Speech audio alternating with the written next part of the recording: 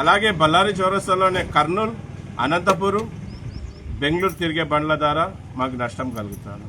అలాగే కర్నూలు నుంచి నంద్యాల, ఆర్లగడ్డ, కడప, తిరుపతి తిప్పే బండ్ల ద్వారా కూడా మాకు నష్టం కలుగుతుంది. ఈరోజు బతకలేని పరిస్థితి అయిపోయింది కర్నూలులో. ఎన్నోసార్లు మా సమస్యల వాళ్ళ దృష్టికి తీసుకుపోయినాం. అలాగే ఈ బాబ్లా యాప్ అనే సంస్థ ద్వారా ఇతర రాష్ట్రాల నుంచి వచ్చి మన ఊరి ప్రజల్ని ఇతర రాష్ట్రాలకి, ఇతర జిల్లాలకి తరలిస్తున్నారు. ఆ యాప్ ద్వారా కూడా మేము నష్టపోతున్నాం. అలాగే కర్నూలులో సెల్ఫ్ డ్రైవ్ బండ్లని వైట్ బోర్డులలో సెల్ఫ్ డ్రైవ్ ఇస్తున్నారు. దాని ద్వారా కూడా మాకు నష్టం కలుగుతుంది. ఈరోజు కర్నూలులో ట్యాక్సీ డ్రైవర్ బతకలేని పరిస్థితిలో ఉన్నాడు. మంచి ట్రావెల్స్లు మూత పడిపోతున్నాయి. అలాగే కారు ఓనర్లంతా కూడా కార్లు అమ్ముకుంటున్నారు. ఎందుకు ఇంత నిర్లక్ష్యంగా ఉన్నారో రవాణా శాఖ అధికారులు అనేది అర్థం కావడం లేదు. వాళ్ళకి ఏమైనా రాజకీయ ఒత్తిడి ఉందా ఏంటి పరిస్థితి? లేకపోతే ఆ బండ్లు తిప్పే వాళ్ళు వీళ్ళకి ఏమైనా ముడుపులు ఇస్తున్నారా?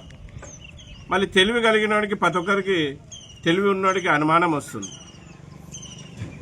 మళ్ళీ ఎందుకు యాక్షన్ తీసుకోవడం లేదు? మేము చట్టబద్ధంగా నడిచేవాళ్ళం, వాళ్ళు చట్ట వ్యతిరేకంగా తిరిగేవాళ్ళు.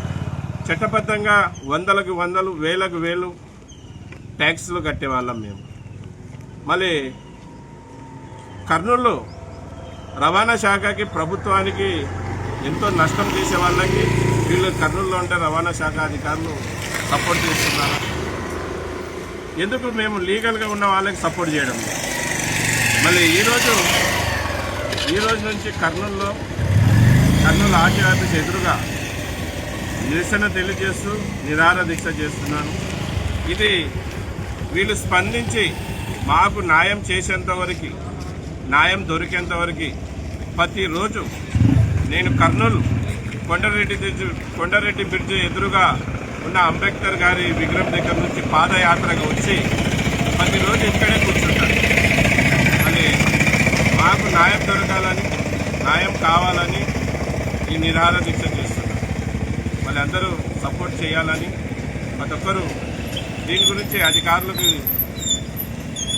ప్రశ్నించాలని, ఎందుకు వీళ్ళకి న్యాయం దొరకడం లేదు, న్యాయం ఎందుకు చేయడం లేదని అడగాలని ఈ వీడియో జరుగుతుంది.